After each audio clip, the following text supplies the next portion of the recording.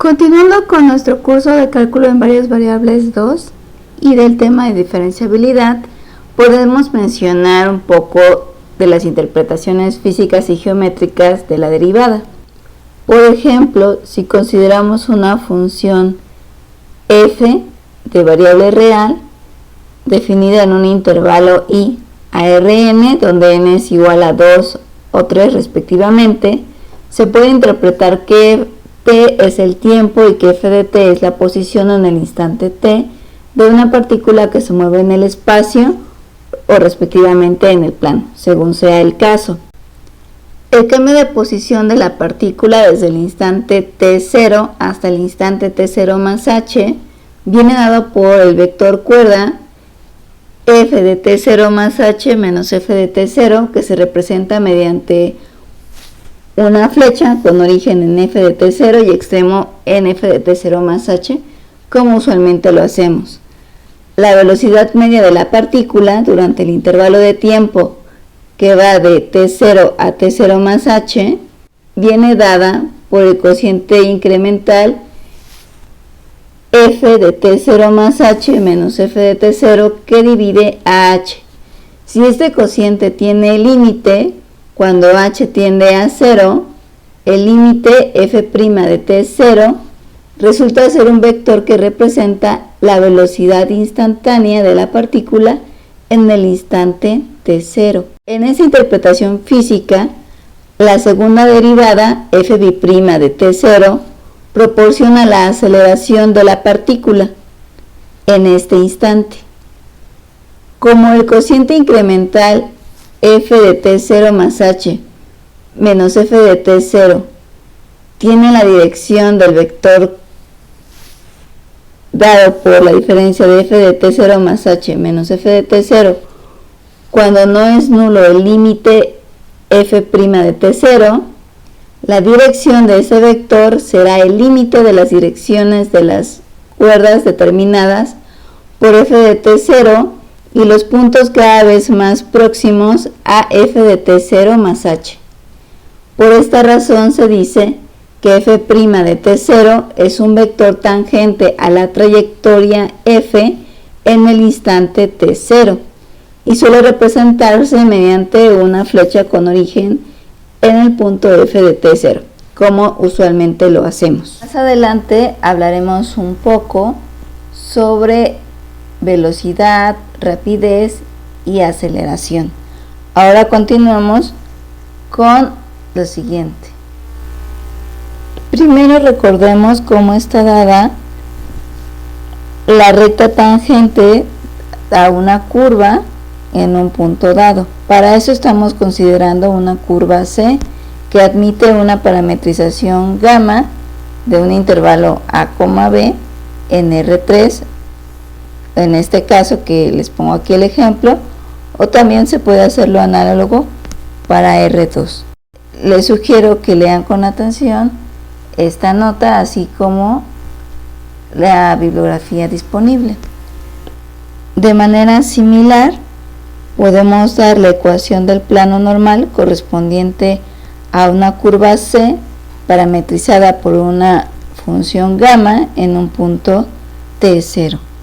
También les recomiendo tomar nota de lo que aquí les escribo, así como de la bibliografía que viene disponible en la carpeta. Teniendo así en mente estos conceptos, así como el de vector tangente, vector unitario y recta tangente a una curva C en un punto gamma de T0, donde gamma es una parametrización de esta curva, veamos un par de ejemplos. En ese primer ejemplo, consideramos gamma una función cuya regla de correspondencia es gamma de t igual a menos coseno de 2t, seno de 2t. El ejercicio nos pide graficar la curva trazada por el punto final del vector gamma t y dibujar el vector de posición y el vector tangente en t igual a pi cuartos. Veamos la solución. Notemos que gamma es una función que resulta ser diferenciable en R y de hecho es de clase C1 en R. Más aún, para cada t en R, el vector tangente, o también llamado vector velocidad, gamma prima de t, es igual a 2 seno de t, 2 coseno de t. Además, la curva representada por gamma resulta ser la circunferencia de radio 1 con centro en 0,0. Podemos notar también que la orientación de la curva está dada en el sentido de las manecillas del reloj. Los vectores de posición y tangente en pi cuartos son respectivamente 0,1 y 2,0. De hecho, gamma de pi cuartos es ortogonal a gamma prima de pi cuartos. Esto es, el producto punto entre ellos es 0.